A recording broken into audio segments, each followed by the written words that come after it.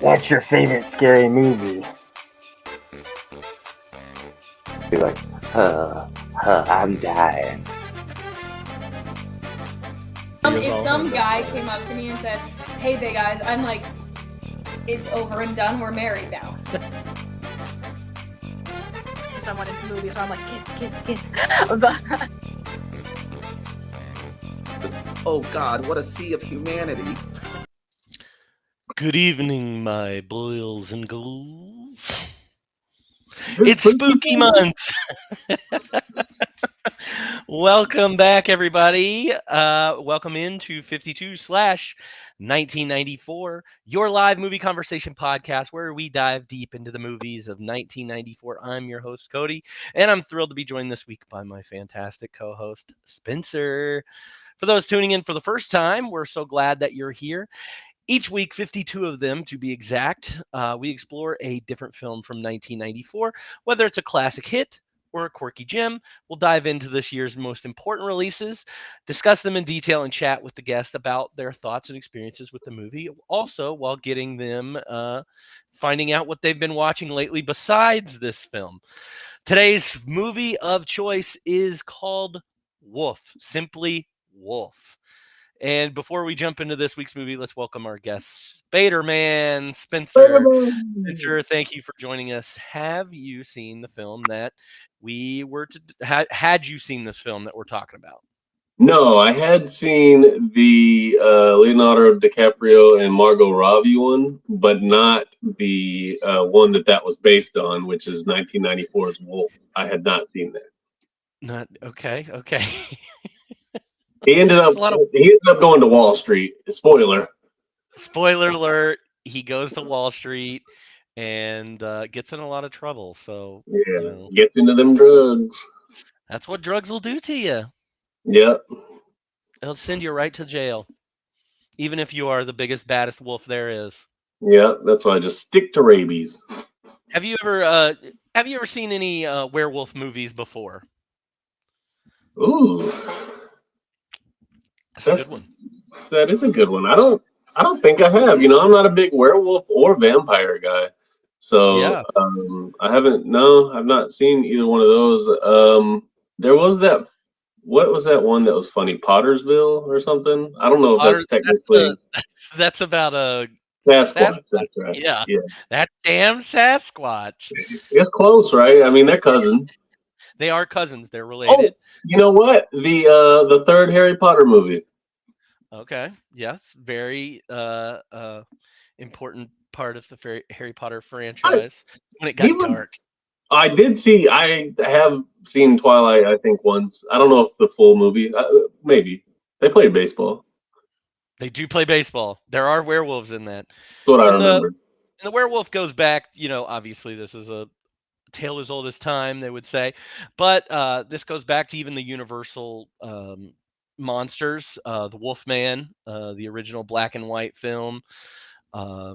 Beowulf. Beowulf. That's almost what I made my name, but I thought Balto was sexier. In my opinion. Dude, I fucks with Balto. I'd put Balto on my Hear Me Out cake. Oh, hell yeah. Dude, is Balto like top dog? He's definitely a top, I'll tell you that. He's no bottom. Yeah. Oh, yeah. He's no bottom. What did he cure again? Rabies? What was it? Balto? Cured rabies? Yeah, or something like that. I don't know. That's a 1995 movie. I'm not worried about it. Oh, yeah, we'll get to it. We'll get to it. We'll get there eventually. What's your first impressions of Wolf? Ridiculous. Okay, ridiculous. Okay. Did you read anything before you just popped it on and you didn't? Yeah. No. I always just pop it on. Smart choice. And we watched it, of course, on Pluto. Yeah. And you had more of an issue with that than I did. I'm totally cool with the commercials because, like I'm saying, I'm used to watching it on the sketchy website, so I'm used to buffering every 30 seconds. So this beats that any day. I don't know if it was because I was watching it on, I don't know if I watched it on my phone or if I watched it on, I think I watched it on my TV on one of the apps there. But man, I mean, one time it went like 4 minutes, and then I had another set of commercial. It was weird. Sometimes they do be putting them. They do be putting them in like some weird spots sometimes too. Like it'll be like mid scene, and they're like, "Nah, you're gonna eat these commercials." Which I'm a big proponent of Tubi, so much so that I applied for a Tubi job. I'm not gonna get that Tubi job, I hope in like the job application you listed all the ridiculous Tubi movies you've seen. I watched Ass Toilet of the Damned or whatever. I mean, dude, that's hired immediately. Yep. The guy knows who we are. So, all right, let's talk about Wolf. Let's get right down into it. The movie is simply titled Wolf. It came out June 17th, 1994, not in the spooky months. It was directed by pretty big director Mike Nichols. Is written by Jim Harrison and Wesley Strick. The cast includes Jack Nicholson as Will Randall, Michelle Pfeiffer as Laura Alden, James Spader or Spaderman as Stuart Swinton, Kate Nelligan as Charlotte Schuyler Randall, Richard Jenkins as Detective Sergeant Carl Bridger, Christopher Plummer's in here as Raymond Alden, and then we've also got some David Hyde Pierce is in here. I forget his character's name, but did want to give him his flowers a little bit for being in here. But also, you might have noticed some familiar faces. David Schwimmer shows up at one point in this movie as a brief little pop up as a police officer, and also Allison Janney. If you don't know who she is, she's CJ from the West Wing. This is her first movie that she showed, and she was one of the party guests. So nice little fun facts there. Well, first of all, David Schwimmer is the least convincing cop I think I've ever seen. But second, like just a couple of notes before we get in it. First of all, James Spader looked super young in this. I know he probably was, but it just kind of caught me off guard at first glance. And then also to me in general, and I don't know if you've got this vibe either, but this movie feels like older than it is sometimes to me. Like it felt like, I don't know, almost like a 60s or 70s at times. I don't know why. You could argue that it's 80s because of all the synth, but I don't know. We can talk about it later. Yeah, no, that's interesting to think about. And I think maybe it seems this way because a lot of it was filmed on a soundstage, so they weren't like. Oh, I didn't know that. So like, and the castle, it's like a big Gothic castle that they end up going to at the end of the movie. So maybe that has something to do with it because like a lot of like 60s movies were filmed on those sound stages. The color too. I think the color, because it was kind of dark and it almost had like that vignette without having it, if that makes any sense. It's just like it felt like it belonged to that time. And honestly, I can agree with you a little bit too on this because of maybe some of the makeup work that was going on too. It is more practical effects, something that we're not often used to when we're talking about these movies. And this is especially true because this era is starting to get into more special effects and computer effects, things like that. So that could be another reason why it seems a little bit older, and just because of the characters that are in it. Jack Nicholson is not, this isn't the Jack Nicholson that we are used to. So maybe it has something to do with that too. I don't know. It also might have something to do with Mike Nichols, the director of this movie. He's probably best known for another Wolf movie, Who's Afraid of Virginia Woolf. He also did The Graduate and several other movie Postcards from the Edge. That's funny because The Graduate. Oh wait, no, I'm thinking of. Wait, what's The Graduate? That's not. I'm thinking of The Election. Never mind. Are you talking about the Reese Witherspoon? Oh, Election. Yeah, that's Alexander Payne. I don't know why I thought that. Okay, sorry. Oh, that's okay. But he's kind of a more famous director from the 60s. He's got a little bit of old school flair to him. So the way he does movies might fit a little bit more in the 60s, 70s era. That's crazy. Yeah. I can't. I'm glad to hear that was. I'm validated in my feelings. Yeah. I don't think you're off at all. That is not something that I thought about, but as you said it, I was like, yeah, that makes a little bit of sense. So good deal. So the synopsis for this movie is I pulled this straight from Google. I did not edit it and have not read it. After being bitten by a wolf in rural Vermont, aging book editor Will Randall finds himself full of youthful vigor. Randall then discovers that he's been fired and replaced by Stuart Swinton, a vicious young executive. As Randall struggles to regain his position, he becomes enthralled with Laura Alden, his former boss's daughter, and as increasingly animal-like urges begin to overwhelm him, Randall worries that he may be a werewolf. Dun, dun, dun. This movie had a budget of $70 million and a box office return of $131 million. The reviews for this movie are pretty much the same across all the board. Rotten Tomatoes had it at 62%. IMDb had it at a 6.3 out of 10, and Letterboxd had it at a 3.0. Roger Ebert liked this movie, gave it 3 out of 4 stars. He said, "What is a little amazing is that the movie allegedly cost $70 million. It's impossible to figure out where that money all went, even given the no doubt substantial above-the-line salaries. Special effects are efficient, but they're not sensational. The makeup by Rick Baker is convincing, but wisely limited. And the movie looks great, but that doesn't cost a lot of money. And what emerges is an effective attempt to place a werewolf story in an incongruous setting with the closely observed details of that setting used to make the story seem more believable. Nicholson is very good with the material. Some of his line readings are balancing acts of the savage and the sublime, but this material can only take him and us so far." And then Desson Thomas, a frequent hater on this from the Washington Post, said, "Nichols has allowed Wolf to evolve from a well-mounted supernatural drama to goofy camp. Perhaps the biggest howler of all is the way Jack can run like the wind and leap the equivalent of small buildings in a single bound. No amount of arty camera work in slow motion is going to hide the fact that Nicholson could only achieve velocity by falling off of a building." Damn. Listen, this dude's a hater, but I mean, is he wrong? Is he wrong?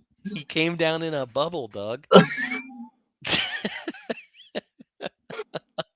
Let's get into our discussion about it. What are some of the scenes, the standout scenes that really make this movie memorable? And I apologize. Again, we are a little bit later than we would have liked to have done this, but unforeseeable circumstances happened. And so I might not be as familiar or fresh with this as I once was. So I think I've got 6. One of them is just 6, in okay. general.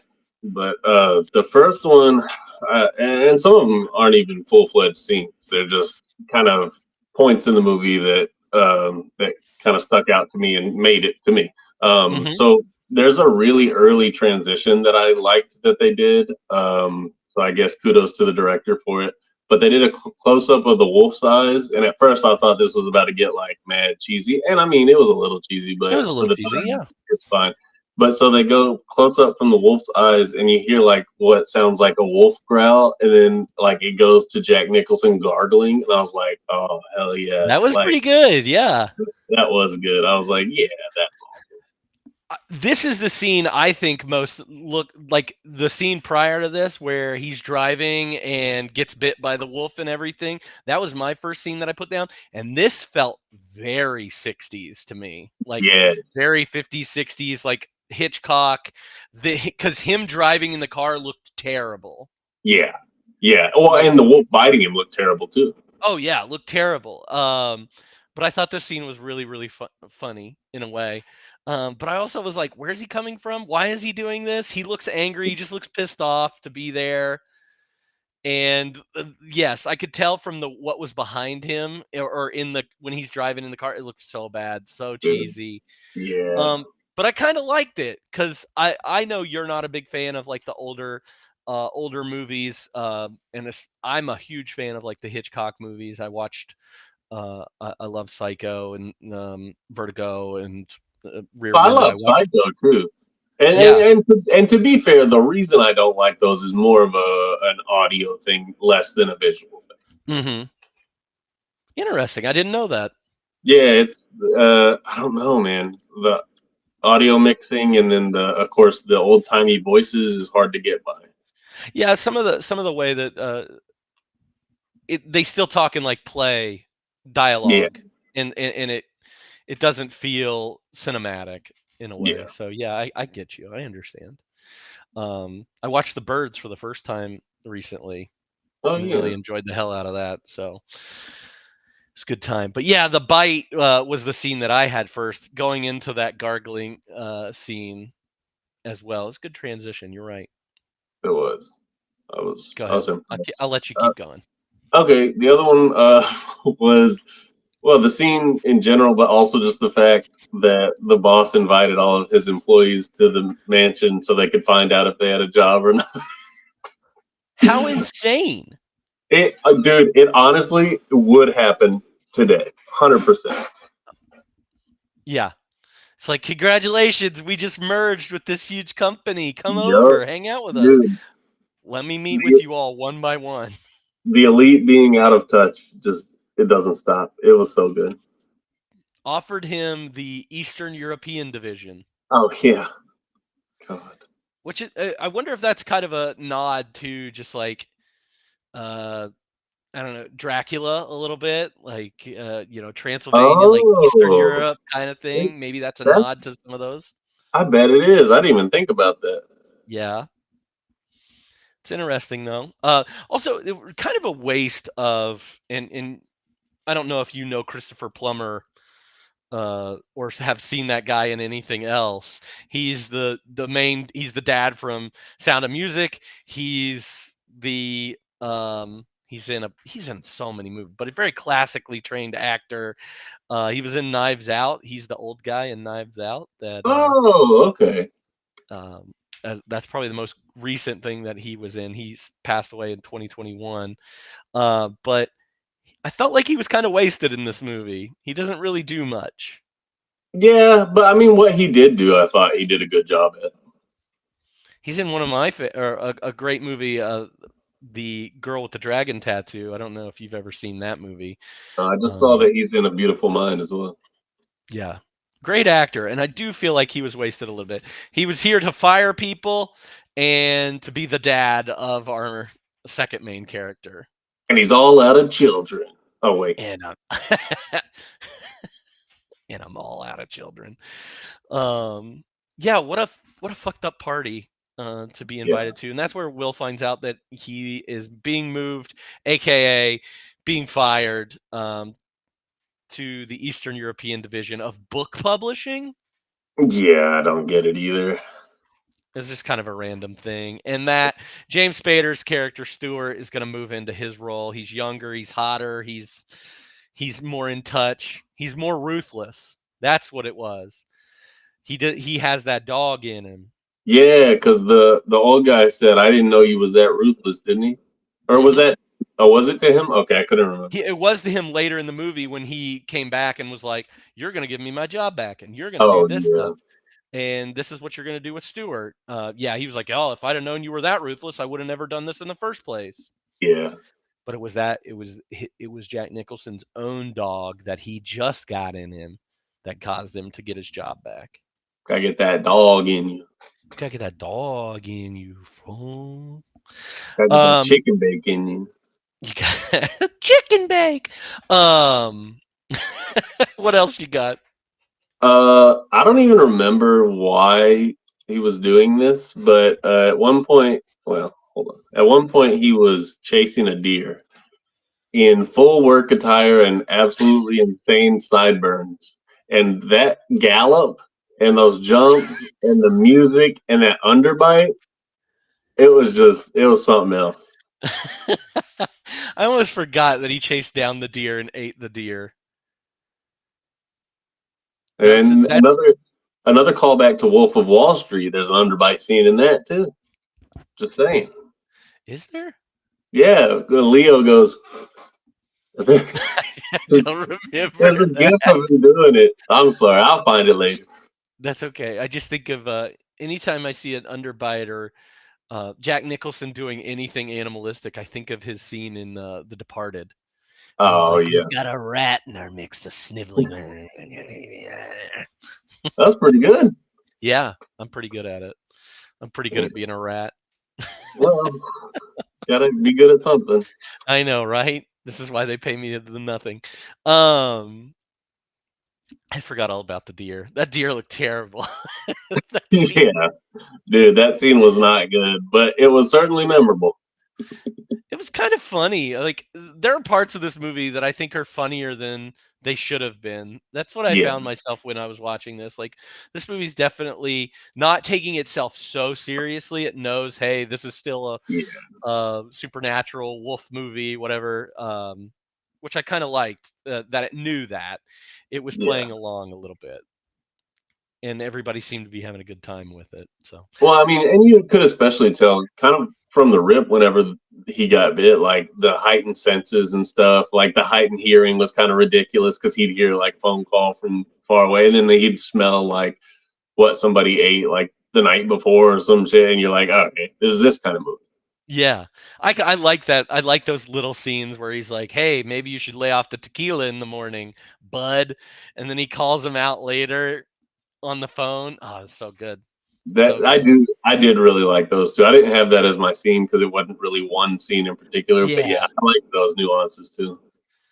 Um, so after the party, he gets, all this, or he gets fired. He bites a deer. He spends a lot of time there for, not living there or whatever. No wonder his wife cheated on him with this. Come on, come on. He ain't got that dog in him, bro. Ah, Yet. What's that your wife's next thing? got that wife's got a dog in him. The next thing I have is She had two dogs in her. yeah, is when he found the two fingers in his pocket. Because first I thought they were Twix, and I'm like, what does this have to do with the movie? He found left Twix and right Twix in his pocket. But it was the guy's fingers. He found a left Twix and a right Twix in his pocket. Best of both worlds, man. And that's like the only, like up until that point, he was pretty scot-free on being an innocent. Like, yeah, those guys I think were still supposed to be like on his side, as not being a bad wolf, but being a good wolf, because the people that he ended up killing were criminals. But they were still like, they didn't deserve to die. Yeah, it's a fine line. And Um, then also, like, just in general, and I know I'm jumping ahead a little bit, but in general, the way he got his job back, I really liked. I thought that was a good touch. yeah, I, there's something about werewolf movies that I tend to like, and one of the ones that I'll pair with this, um, I like it for the very same reason. It's completely different, the characters like in their lives, but I liked this movie and I liked the setting of a man that seems to be going through like a midlife crisis. He's just lost his job. He's in his probably late 50s or early or mid 50s, maybe early 60s. He's getting replaced by younger, better looking guy. His wife cheated on him with a younger, better looking guy, and he goes through this transformation. It does. It feels like midlife, like him getting bit by the wolf feels like, oh, I just bought a convertible. Oh, I'm getting my hair dyed. I'm starting to date younger women, like all these things that you see in those midlife crisis comedies. And I liked that with the wolf transition in this, like the wolf actually giving him confidence and the wolf bringing him to a higher tier, a higher level. His more of his potential is showing. He always had this in him, but the wolf brought it out. So I liked that.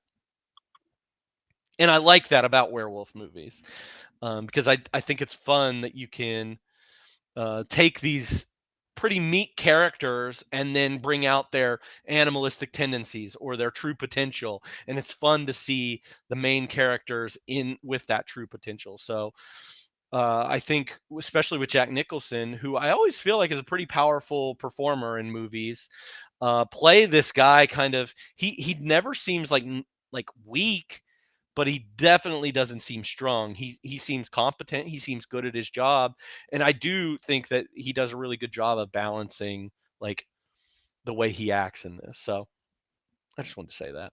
It's kind of funny because this watching and thinking on this movie, I guess subconsciously led to the movie I rewatched last night, and that was Office Space. Because these No, guys like don't really like their job; they're just kind of going through the motions, everyday life, and then something life changing happens. So it's kind of in the same vein.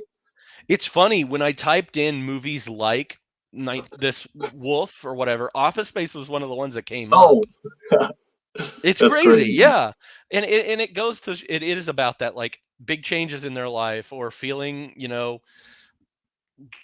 I mean, we all get it, like feeling not good enough for what we're currently doing or with our lives. So it made sense that Office Space was one of the ones that um, came up, and it's funny Hope I that you didn't watched. steal your pairing. No, you definitely didn't. Okay, I picked Wolf movies. I picked a lot.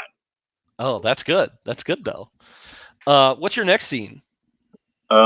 This and there's no way anything's beating this one because it's the scene where he fires Stewart while he's taking a piss, and then he turns and pisses on him. Oh man, that's one of my. I love that scene.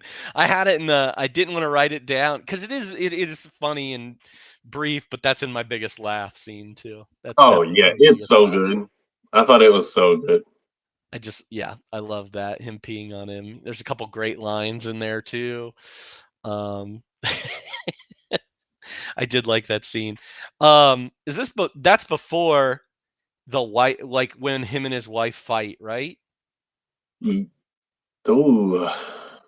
No, I think it's after. I think that's after. I think they fought Yeah, before. like I had that, and I had kind of like three parts of the wife fight because like he comes down to his lobby and his wife is there begging him, being like, he never meant anything to me. Oh no, that was after. Yeah, Yeah, you're right. yeah, yeah. Um, so that was my next one is the wife fight scene where that happens, and he's basically like, well, if he didn't mean anything to you, why'd you fuck him?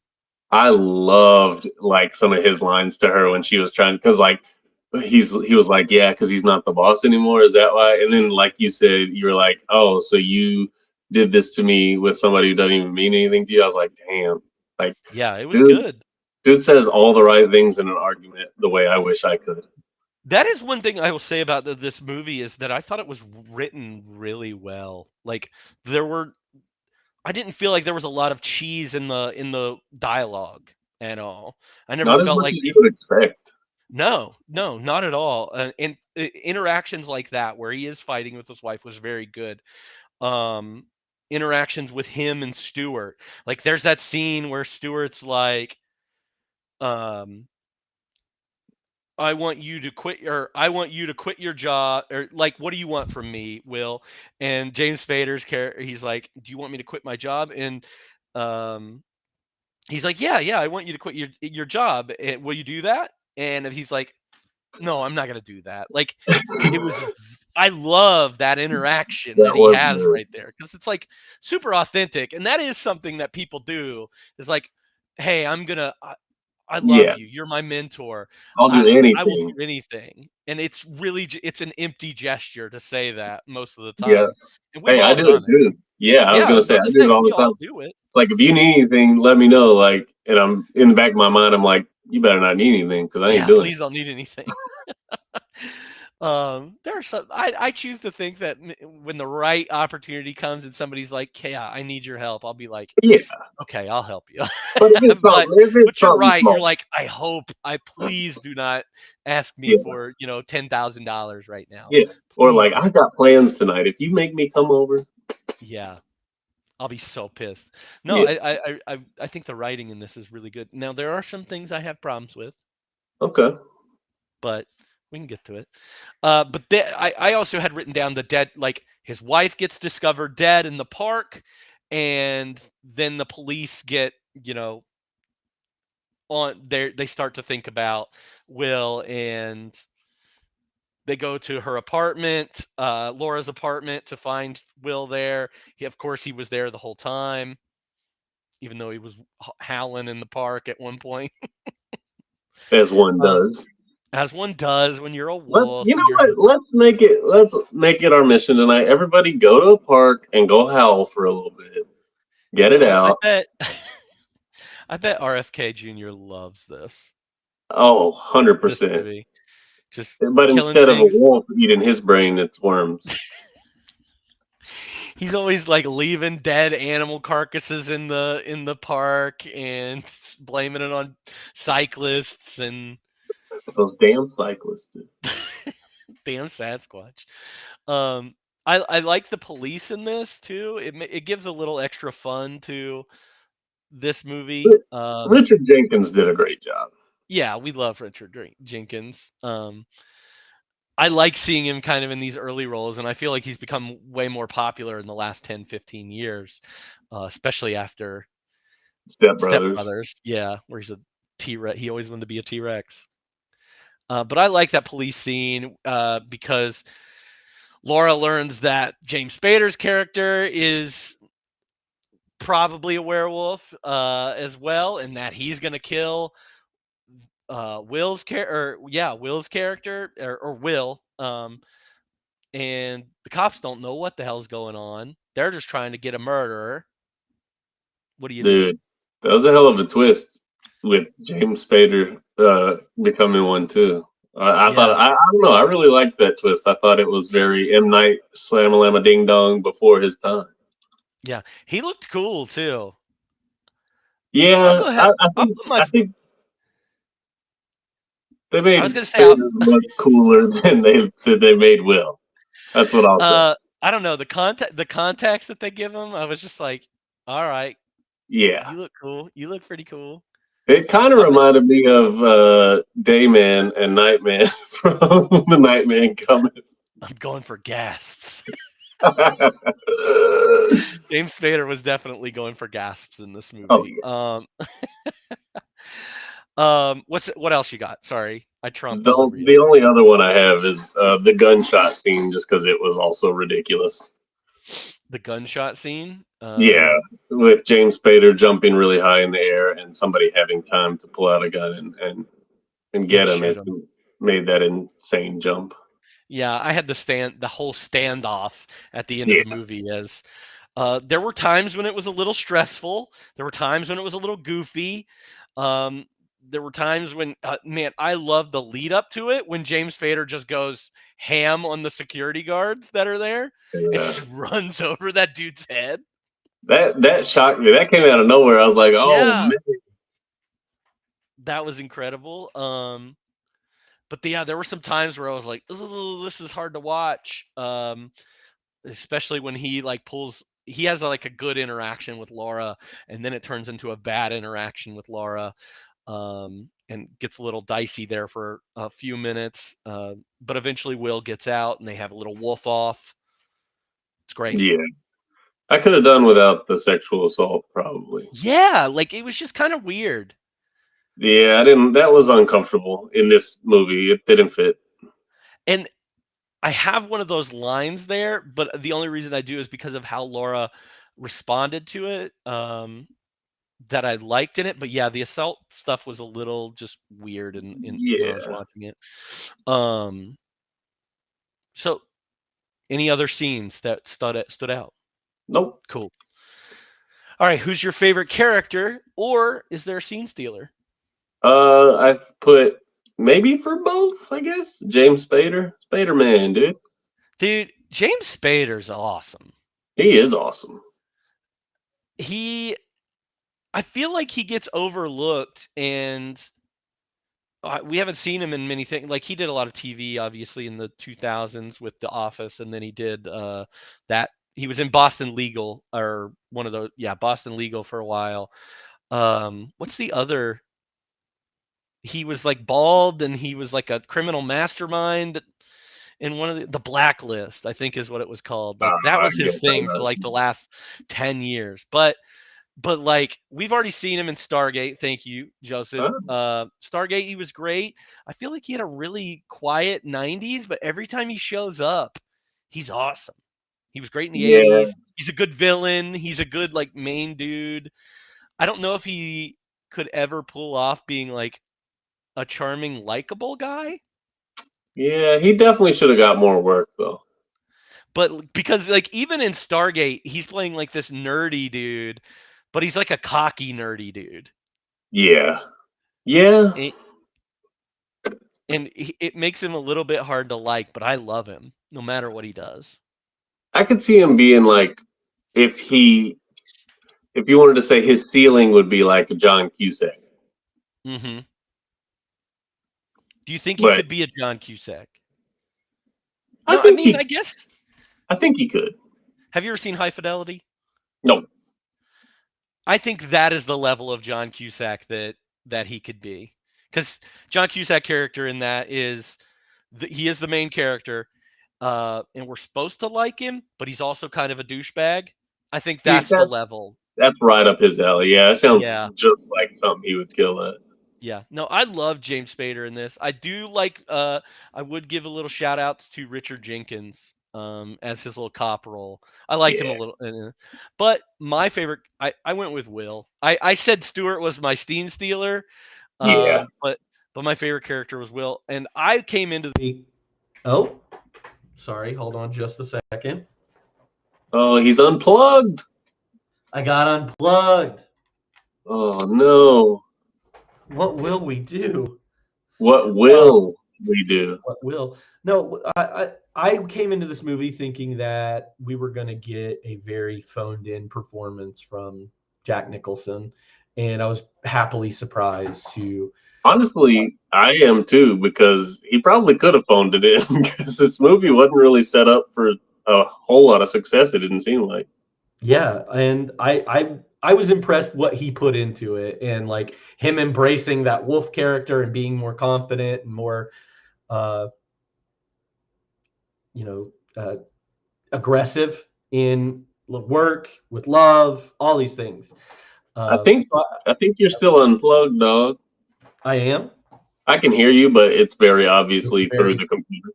It's fine. It works. It's a bummer, though. It's not the biggest bummer. The biggest bummer. I've seen bigger bummers. Well, while I'm doing that, why don't you go over some of your favorite quotes? Let me see how many I have. 1, 2, 3, 4, 5, 6, 7 quotes. Okay. So, and I don't know if these are technically in order. Again, like we said, it's been a while since this stream was supposed to happen, so I might not remember exactly what scene they fit with. You might help me out with that, if you know. But one of them was, okay, I do remember. I think he was talking to his wife, maybe about getting a job, or I can't remember. Anyway, he said, "I did it the old-fashioned way," and she said, "What do you mean?" And he said, "I begged." And I thought that was pretty funny. A lot of dog references in this movie. Yeah, and rightfully so. This one I really like just because it hit kind of deep. It says, who said that? I think James Spader. No, I think maybe Will said it. He said it to Michelle Pfeiffer. He said, "I'm perfectly safe. I'm married." And she said, "And that makes you perfectly safe?" I was like, damn, dude, get him. She had some good lines in it. Yeah. Let me not say that one. Somebody said, oh yeah. We talked about it earlier about the tequila scene. And he says to the guy, he says, "How the fuck can you drink tequila this early?" And he said, "How the fuck did you know?"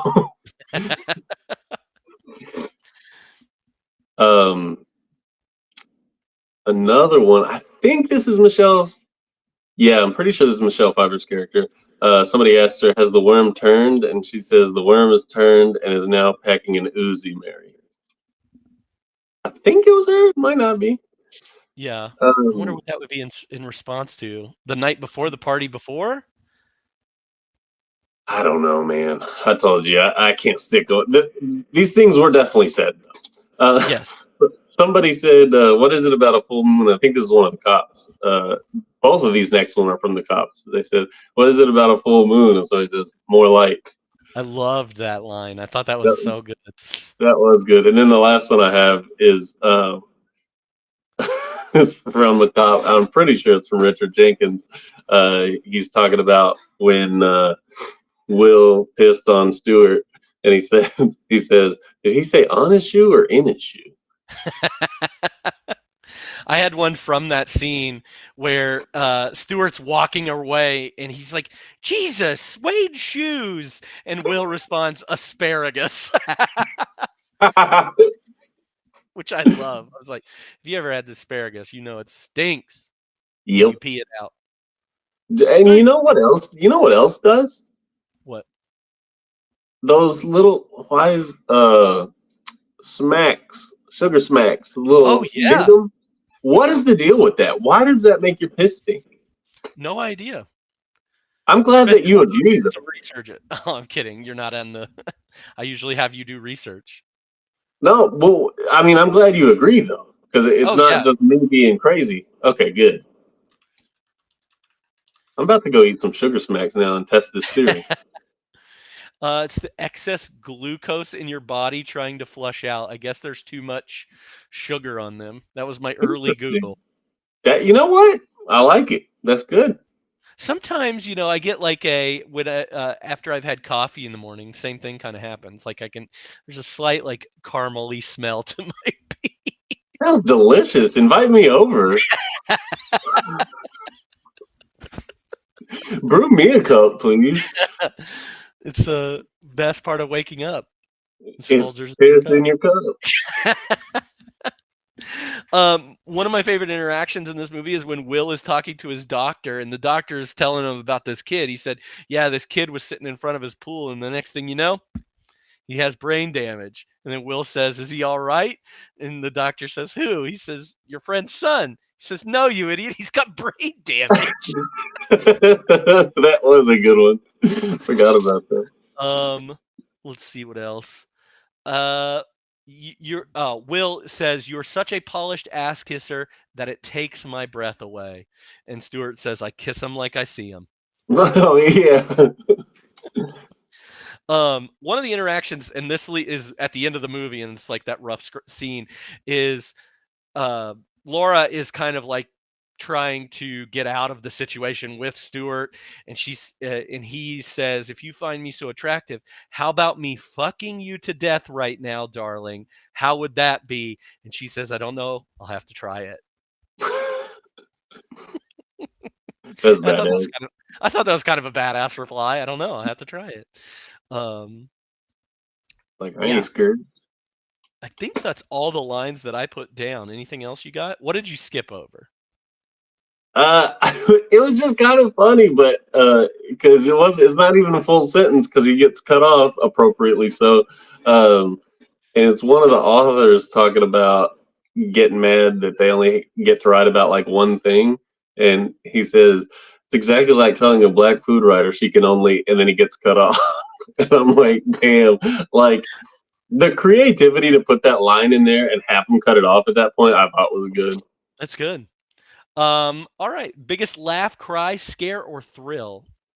I laughed really hard at Jack Nicholson biting James Spader and then bounding up the stairs.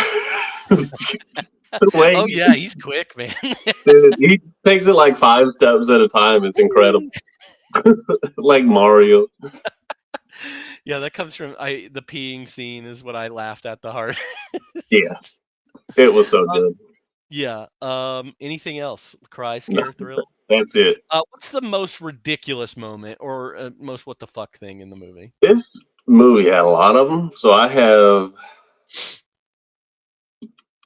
7. Mine is a general thing of the whole movie. Just so tell me yours first. Yeah. Mine was the sudden like change of heart from Laura of Laura and Will liking each other. I have that too. It's insane. Like everything else in this movie is really well written and so good, but they like kind of like each other, not romantically at all. And then all of a sudden, they're in love. He says, "I'm in love with you" at one point. She was like so mean to him. Yeah. And it's within like the same scene. She's suddenly, I had to rewind it. I was like, did I miss something? Because suddenly she's being very nice to him, and she's been really terrible this whole time.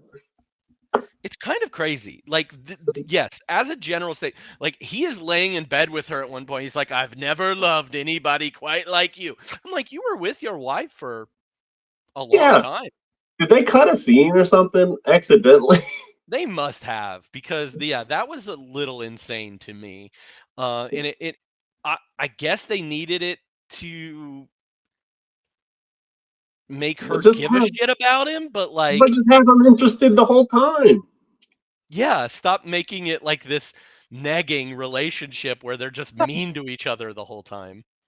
That was really weird. Like, she was so upset that he left that next morning. They didn't have sex or anything. They hadn't like cuddled. There wasn't anything. But yeah, she just left. Or he just left because he was wolfing out, chasing deer around. And she got so mad that he wasn't there. This was a married man at that point. Yeah. Staying at somebody else's house. Like, it was weird. Yeah, that they definitely needed to work on that dynamic. That felt really flat. Yeah, so that was the only thing I put on my ridiculous moment. Okay, well, some of these we've already talked about. One of them was the wolf bite at the very beginning. How crazy that scene was. And oh no, I've got a scene in here that I kind of remember, half don't. All I wrote down was tit grab. Pit grab? Tit grab. Tit grab. He grabbed her tit? He grabbed her tit? He grabbed her tit, dude. I don't remember the tit grab. I don't either now. and Pluto's not one of those accessible things where you could just be like, let me just find you. You can't scrub through it. I promise you he grabbed tit, though. It was weird, too. I think Michelle Pfeiffer's. Over the clothes. Thank you. It was. Yeah. It was definitely over the clothes. And I don't remember if they staged it to look like an accident or not. Joseph can hopefully help me out. Maybe his memory's better than mine. Was that at the party? Yes. To what? Yes. Okay. But no, I think he's saying yes to it was supposed to be kind of an accident that turned into like, oh, he's actually interested in me. It's like, oops, I tripped and fell and grabbed your tit. I mean, that's why it was ridiculous. What? Oh, I fell over. I see you use this as well. But no, I'm glad that somebody can back me up that it actually happened and I didn't dream about it. Another ridiculous moment I have is the slow-mo of her falling off the horse. Just because it was trip and grab. Good. Yeah, it was a slow-mo of her falling off the horse. I just thought that was a dumb thing to slow-mo. Man, she was pissed off about that too, wasn't she? Like, this guy you should know better if an animal's reacting to you. How do I know if the animal is reacting to me or not, an anthill or something that is standing in? Like, an animal. Like, it's not gonna tell you. She got so pissed. I put for ridiculous, I put Jack Nicholson sideburns. And then I'll tell you exactly what I wrote down here. I said his fucking run, bro, and the fucking jumps are incredible. And then I really, really hope that you notice this too. But at the end of the film, did he just dap her up and leave? He was just like, I swear to God, he did it. He was just like dapped her up and then turned and walked away. I don't remember them dapping each other up though. Oh, 100%. There was a lot of slow-mo in this movie, yeah. That probably lended itself to feeling older too. Yeah, there was a lot of slow-mo stuff in this. But I swear to you, dapping her up. You've got to watch the end again because he absolutely dapped her up. Like they had just finished playing in the NBA Finals, and he was like, "Good game, bro," and then just fucking laughed. I promise. I don't remember that. I don't. They might have even swapped jerseys. She does get her jersey swap because she gets her little yellow eyes. Oh yeah. I've got something about I've got something about that coming up that I'm not sure about. We don't remember the dapping. That's okay. Bro, I'm gonna go back and watch it myself because it's hysterical, dude. I laughed really hard at it because why did he just dap her up and then bounce? He was just like, "Yeah, I'm done being Wolf, dog. Peace." Wolf's got a wolf, you know. I guess he had to park the howl in. Dabbed on her as he left. He just be like,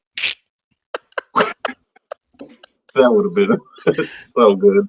that's a 2024 movie of this. Yeah. Best music moment or score? I actually didn't expect to have anything on this, but yeah, I have three. Yes, the end is trash. So I have the synth in the deer chase scene, and really all the synths in this movie. And I know you're a sucker for those too, especially with what's that safe cracking movie you love so much? Thief. Love Yeah, Thief. it kind of honestly the music kind of reminded me of that just because it was real synth heavy. I also really enjoyed, and we hadn't even talked about this scene, and it's not incredibly necessary, but the music in it was good. I thought the suspenseful music with the shaman was really good. And then the music when I don't know what this is in reference to, so I'm sorry. I'm just going to read what is on what I wrote when I was a different person. And that is the music when she finds out the music when Michelle Pfeiffer finds out that Will's wife was killed by a dog. It's like, Oh yeah. like, oh shit. Yeah. The guy who did the score is very, very, very, very, very famous. His name's Ennio Morricone. He's pretty big deal. I'm pretty sure he's the one that came up with the good and the bad and the ugly score, with all the yeah, like that's him. No way. Yeah. He's obviously known for way more than just that, but yeah, what a legend. He's done a lot. The Thing, John Carpenter's The Thing. He did the movie or the music for that. All of those old westerns. What Once Upon a Time in America. He did the score for. I want to say he did it for Django Unchained, Hateful Eight. Those movies for Quentin Tarantino. Big name dude. Dude rocks. He's done it all. He does rock and rolls. So give Ennio his flowers. Give Ennio his flowers. All right, I don't have a smash or pass or F, Marry, Kill, but I am gonna make you choose. Michelle Pfeiffer. I think I was gonna put Laura versus Charlotte, his wife. Okay, are you joking? That's not even close. I mean, I don't know. I don't love Michelle Pfeiffer. I mean, I think she's pretty attractive, obviously. Like, she's an attractive human being. But way more than Charlotte's cheating ass. That's true. That's true. But like, she's just so angry all the time. That is a good point. I don't even remember Charlotte being like, she was not super memorable to me, and I think that's a problem. Definitely not memorable. Michelle Pfeiffer is a presence when she's on screen, and I think that's why I'm like, I want something that I'm stricken by, even if sometimes that negativity is there. I don't want some boring old ditty. I want somebody that's going to excite me, and that's Michelle Pfeiffer. Well, okay. Now I'm going to put you in the role of Charlotte. And you have to choose between Will or Stuart. You want the old bull? Sorry. Or the young calf. Sorry, my son was knocking at the door. I was trying to be careful of what I say. So I'm Charlotte. This is pre-wolf, I'm assuming. We can do pre-wolf, post-wolf. You can make them both wolves. I don't know. I'm going with Spader. I want the young calf. You want the young calf all the way from your ball throw. To my ball throw. I think I'm with you too. I think I'm a Stuart guy. It's Sexy Spader. I was kind of shocked. He had it going on, dude. Sexy Spader. I'm a James Spader. Yeah, I'm not a Spader hater, as some people would say. Yeah, I'm a Spader man. You're a Spader man. Sorry, I didn't have no F Mary Kill, official F Mary Kill. Oop. But we could have done it. Nah. Who gave the best performance? Jackie Nix. Yeah, I think he did. I was really impressed with Jack Nicholson here. Yeah. Really impressed with him. In a movie that I don't think he necessarily needed to actually give a shit about. Well, and it wasn't like his typical role either. Like you see him in like, I don't know, just it wasn't like classic Nicholson. It was a change of pace. What was the first? Okay, here's a good question. What's the first Jack Nicholson movie that you think you like? What was the first time you were exposed to Jack Nicholson? Probably The Shining. The Shining. Wow. Okay. Which is a bad guy character, which lends to mine too, because mine is definitely Batman. Him as the Joker. And Okay. I always associated him with that. So like every time I would see a Jack Nicholson movie, I'm always like, oh, he's supposed to be a bad guy. Yeah. He's kind of always a slime. And then I would watch other things. I was like, oh, like I watched 5 Easy Pieces not too long ago, and he's just a dude in that movie. Like he's just a normal guy in that movie and not a villain. But like The Shining or Batman, he's played The Departed. Like he's always these evil dudes, and that's kind of what I expected in this movie. I may be mistaken. It might have been One Flew Over the Cuckoo's Nest, but it was one of the two. Yeah, but even in One Flew Over the Cuckoo's Nest, where he is kind of a very likable character, he's also like, trying to go up against the Nurse Ratched and trying to, upset things, be chaotic. So that's his vibe, and I do think he did not do that in this movie. Like even at his wolfiest, he's not even the most chaotic that we've seen him be before. So, like for James Spader to be like more evil than him was definitely a surprise. Yeah, he does have a sinister looking face, like those arching eyebrows. Like that's exactly what it is. That voice definitely helps too. Oh, work no play makes Danny a dull boy. All right, so we'll do a recast of this movie, 1994 or 2024 or both. Who would you cast in the lead roles if the movie were made? You could do it again over, or you could do it in 2024. Did you do anything for 94? Yeah, I did them for both, but I'm absolute garbage at these. You're good at this. You're so good at this. Be confident. You felt funny.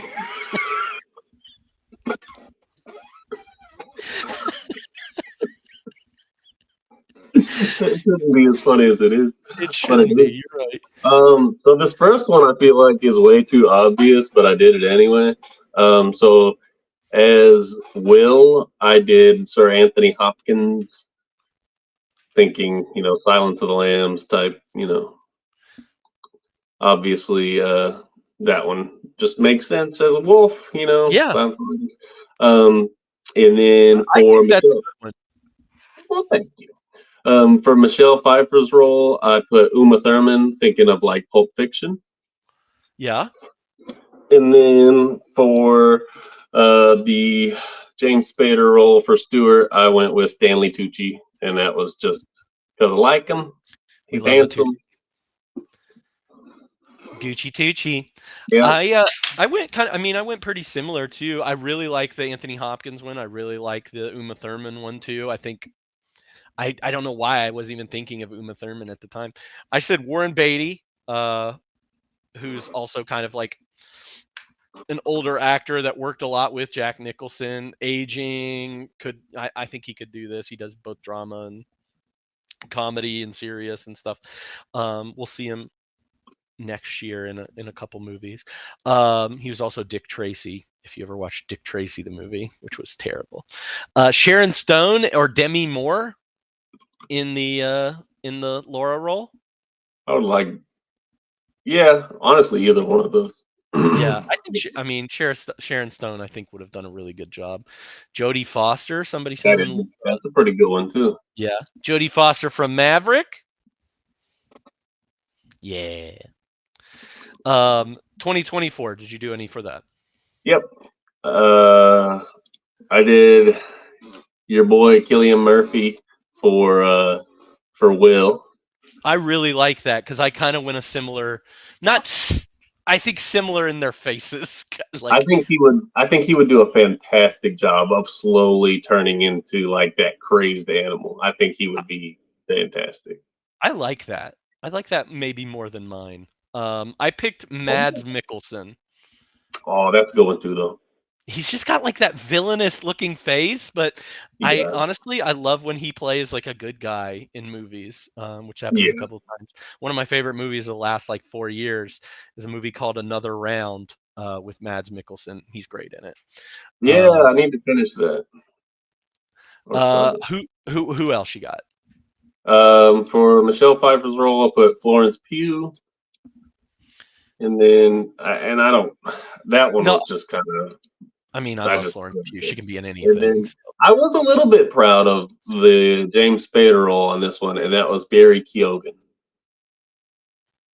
Okay, I like that. Have you seen Saltburn? You've seen Saltburn, right?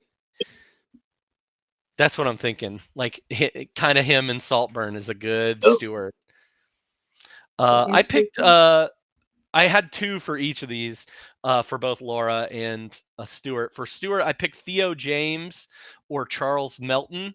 They're both younger actors in their 30s, but I think they could play like obviously very attractive dudes, but also very like slimy dudes. I don't think I've ever heard of Charles Melton, but that Theo James one would be perfect. Yeah, that was my number 1 for that one. And then for Laura's character, I said Evan Rachel Wood or Jodie Comer. I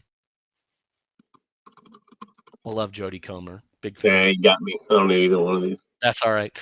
All right, so let's move over to our fun facts. Did you know section of this? Do you have any fun facts for us? I only wrote down a couple because there were tons out there that I was like, this is boring as hell. Honestly, most of them were boring to me. I picked one that was on IMDb. The other one was something I did on my own.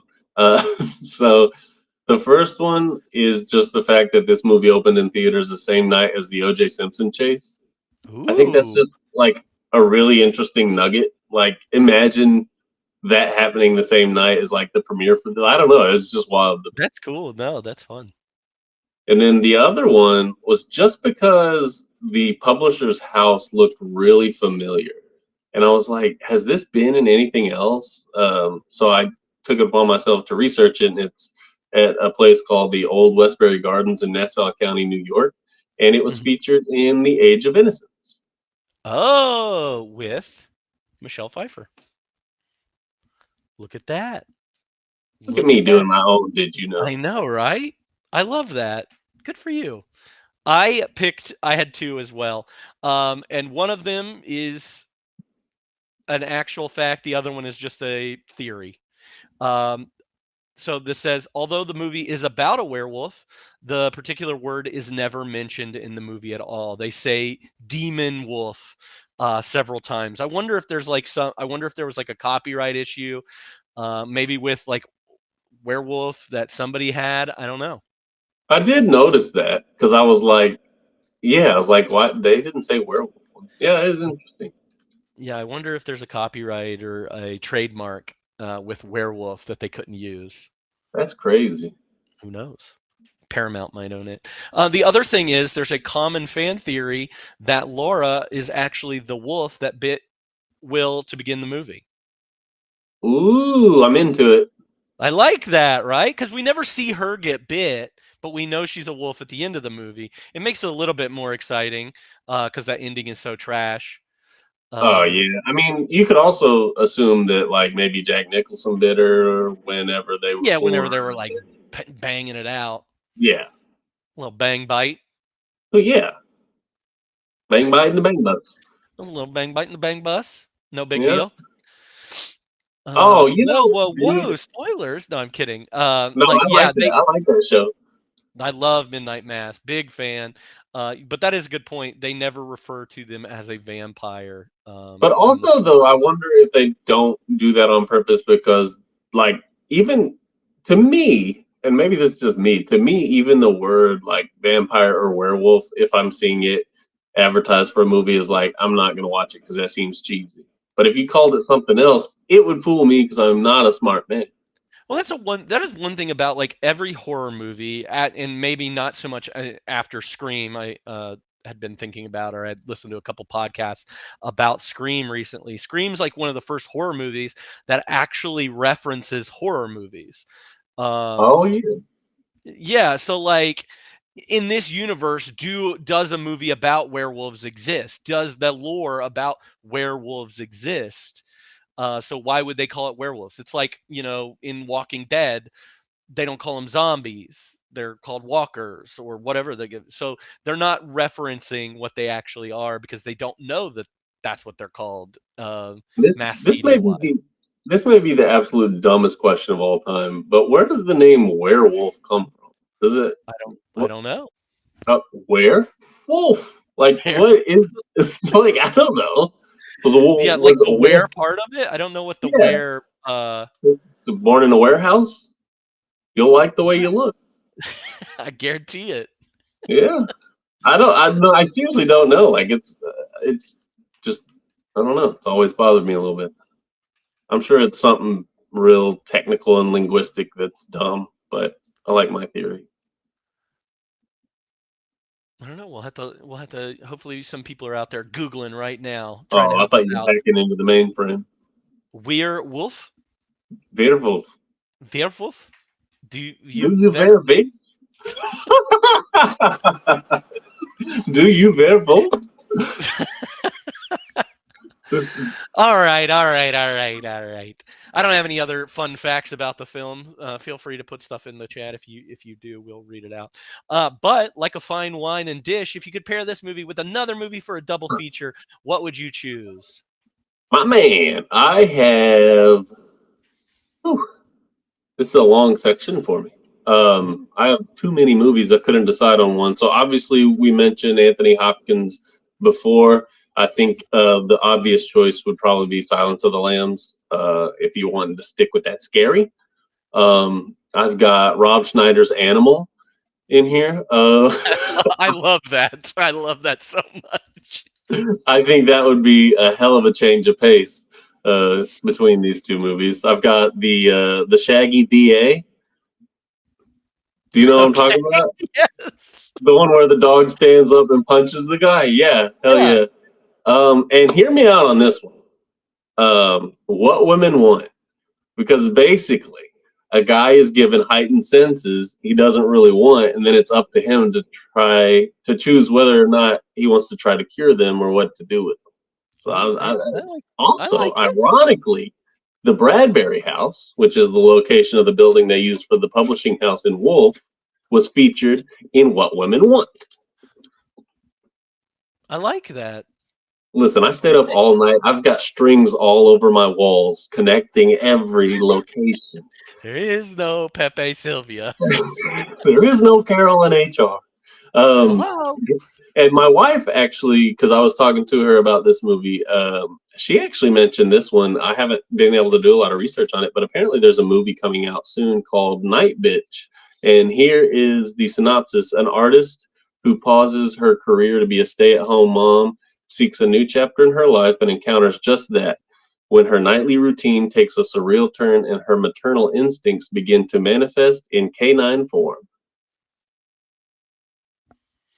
I've seen that. I've seen the trailer for it. It looks insane. I think that sounds like a great pairing then. Yeah.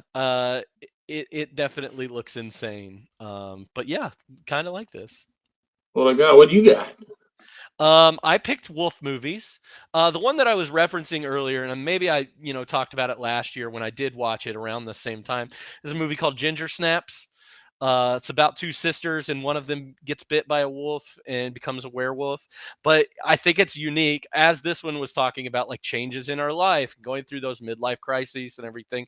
That one instead was more like,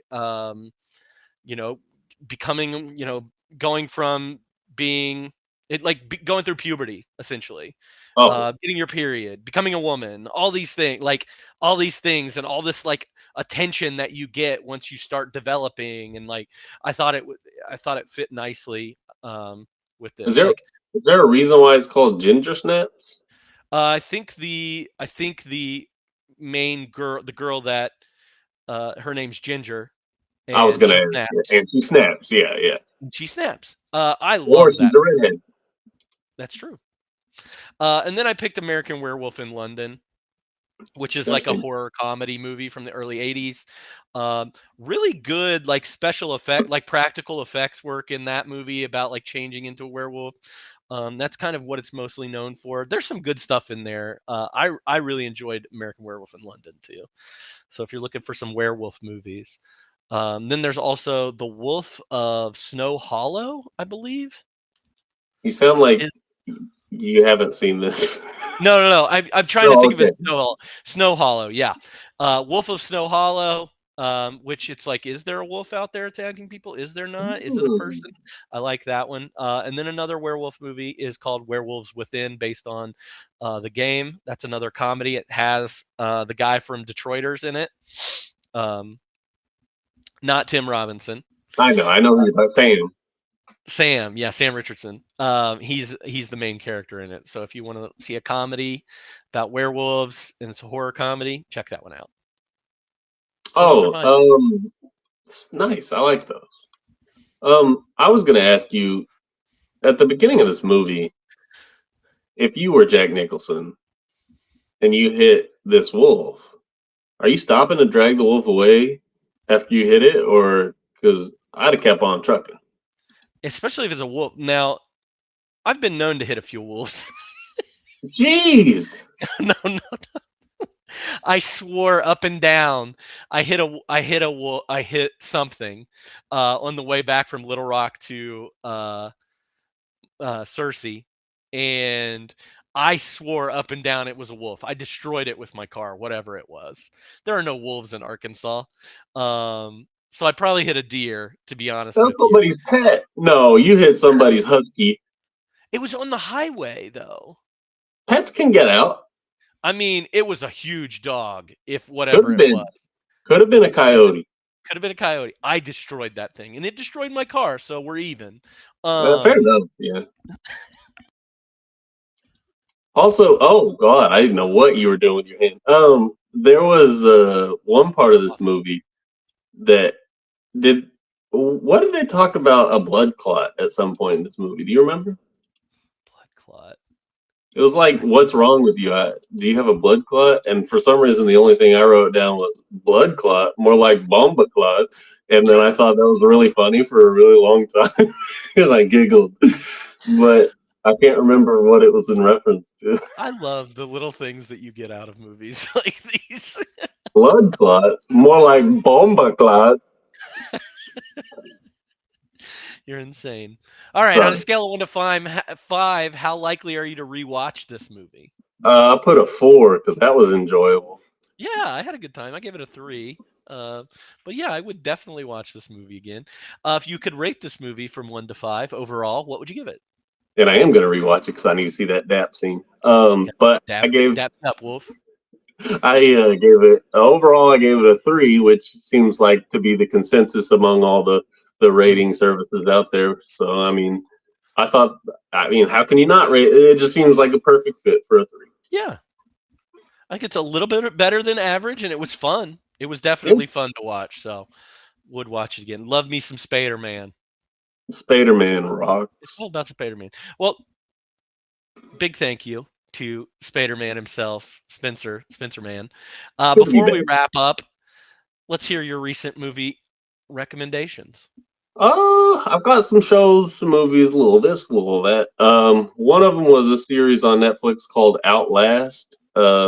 Basically, the premise is these outdoors people get dropped in like remote Alaska, and they have to survive, and like the last team to survive wins. It's not like just titillating stuff, but it's interesting. It's something I would never do, so I can experience it through them.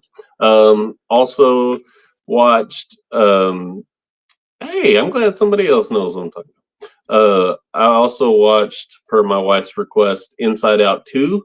Surprisingly liked it.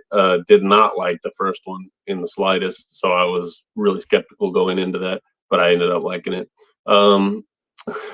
Yeah, I watched Division Three football's finest the other day and was laughing very hard at that because it's ridiculous. I have watched Alone a little bit. I rewatched The Greasy Strangler because who wouldn't? I've watched. You watched The Greasy Strangler? Yeah, I rewatched the. I would watch that at least once a week if I could. Did you show it to your friends? Is that why you rewatched it? Absolutely did. And you know what? We had to turn it off after the first 15 minutes the first time, but then people couldn't quit talking about it, so they had to finish it, and it was worth it. It's definitely something. Porto. And then I've watched multiple docuseries on like Netflix and Max and stuff. I've watched Welcome to Plathville, which is just kind of whatever. I watched some old MTV True Life episodes. Watched this absolutely insane docuseries on Max called Chimp Crazy. If you've not seen it, it's insane. That's the only word for it. Also a little bit traumatic. Oh, can't stop thinking about some of them things. I got way ahead of the game and watched Serial Mom before it disappeared off Netflix. Which when are we talking about that? How many weeks? 2 Couple weeks? 3 weeks. 2 weeks? 3 weeks. Okay, yeah. So I think that went off of Netflix on the 30th. I could be wrong. May still be on for the month of October. I'd go look. Introduced my wife to The Longest Yard with Adam Sandler because I loved that movie. And then other than that, I've been watching, as you know very well, been watching a lot of Instagram reels. If anybody wants Instagram reels sent to them, please add Spencer on Instagram and request them. He will send them to you morning, noon, and night. I promise. Yep. There will be a lot of them, and they will not be sane. They will not be, because the deeper he goes, the darker and weirder they get. Dude, my algorithm I've built brick by brick, and it is a thing of beauty. It's insane. It is definitely insane. Anything else? No, that's it. Okay. What about you? What have you watched? So I've been trying to do, my 31 days of horror, trying to keep up with that. I'm not going to list out all of the movies that I've watched because they've not all been good. Some of the ones I have watched, surprisingly, I watched Rosemary's Baby for the first time. Roman Polanski movie, one of the most famous, movies made. It was incredible. I loved it. It was everything that I wanted it to be and more. So I loved it a lot. This is this is the dumbest question. What? Hold on. Oh, never mind. No, I'm not saying that. Okay, go ahead. I got him. Okay, I am saying it. I got Roman Polanski mixed up with Bill Romanowski. You know what I'm talking about? Yeah, I know who you're talking about. I was like, this man of many talents. He directed a film? Yeah, no, Bill Romanowski did not do that. He's a linebacker. Blood clot, more like Bomba clot. Rosemary's Baby is amazing. I watched a movie called We're All Going to the World's Fair. It's done by the same person that did I Saw the TV Glow. It was really interesting. I don't recommend it for everyone. Definitely read about it, I think, before you watch that and expect like some great, amazing horror movie. Yes, you? Yeah, I have two questions. First of all, okay. What year did that World's Fair one come out? 2021. Oh, so it's new. What's it called? Red 21. We're all going to the World's Fair. Good thing it don't got that in it. Good thing it don't got that in it. Going to the world. Is it on anything? I think so. I think it's on like Max. Yeah, I think it's on Max. My second question is, and I guess it's kind of a double question. Did you see I Saw the TV Glow, and how was it? Yeah, I feel kind of the same way. I actually think I liked We're All Going to the World's Fair better than I Saw the TV Glow, just because I felt like I was the wrong audience for I Saw the TV Glow, but I understood what it was trying to do. Like, they are thinkers, and they're not very linear all the time, and they're not always like, I feel like there's a high concept there. So definitely, I would definitely read just a little bit about them before you go into them. We're All Going to the World's Fair is not like going to blow you away. It's mostly like how we're talking right now is how it's filmed. Like, it's through a computer screen, and it's from the perspective of like a teenage girl. I'll be honest, that's like the perfect movie for me because I need dialogue heavy movies. Yeah, and this one it's weird, and if you like it, I would recommend I Saw the TV Glow as well. Just really interesting. It turns on, like, they call this a coming of age horror film. It's not really high in horror concepts, I will say that. Typical ones. Is it based on like the World's Fair, like set in the past? No, it's based on like internet challenges, is what I would say. So if you remember, like, the Blue Whale Challenge, or Yeah. like where kids were like killing themselves and stuff. It's kind of based on that, and like internet culture and like old message boards and stuff like that. Sounds YouTube very is interesting. yeah, it's really cool. It is, and I would really like. I wrote this in my review, but the person that made those, I think her name is Jane Shanebrun. I would love for her to do like a television series in the same way that David Lynch, who made very, very weird films, and then ended up making Twin Peaks. I would love to see her do some stuff like that. I think she'd be really good at it. Also, I saw this movie I'd never heard of before called The Sentinel. And it's kind of along the same lines of A Rosemary's Baby, Immaculate, that kind of thing. There is no like child presence, but it is like about heaven and hell, and guarding heaven and hell, like guarding somebody standing watch over this place. It was surprisingly decent. So I'll be doing that, and I'll keep watching some of these movies. And then my final recommendation is a movie called Brain Damage, which is a silly Tubi movie, done by the same guy that directed Basket Case and Frankenhooker. This guy gets a brain worm that attaches to him. And it's it's RFK, and the puppet that is used in this movie has like a face, a smile, like, hilarious. It's Dude, Basket Case has been on my list for a really long time. yeah. So Basket Case is probably one that I'm going to watch at some point soon. So I'm looking forward to that. I still need to watch. There's a lot of new stuff I need to watch because you brought up the kind of heaven and hell thing, and not that this is what this was about, but I had a conversation with somebody that had seen Longlegs recently, and they didn't like it for a certain reason. But I really want to watch it. I would be curious to see how you feel about Longlegs. Yeah, for some reason in my mind, I have the expectation going into it similar to Barbarian, and I don't know why. Yeah, I think the less you know about the movie, the better. I love not just knowing like about Barbarian. Yeah. Yeah, I was glad that I had no idea what that movie was about. That makes it so great to me. Like, anytime you'll send me a trailer, I'm guaranteed to not watch it because I don't want to know anything. Yeah. There's some things where I'm like, I have to see something. Like when they were redoing the movie It, I was already such a big fan of It from before. I was like, I've got to see that. I watched that It trailer over and over and over again. People were like, why are you doing that? Because why were you doing it? I loved it. I loved that trailer so much. I was so into it. But yeah, that's it. Anything else you want to recommend before I go through the rest of my spiel? No, I would recommend being a nice person. Yeah, let's be nice people. We'll start out with a week. Try and be a nice person for a week. We'll start by going to the park tonight and howling at the same moon. Everybody. And dap up your other werewolves before you leave. Yeah. Find somebody and dap them up and run away. I swear y'all need to go watch that scene. I hope. Please record it with your phone and It send it was to me. it was damn near shot for shot of you son of a dapped her bitch. up earlier. It was like Arnold, you son of a bitch, and then they left. What movie was that? Is that Lethal Weapon?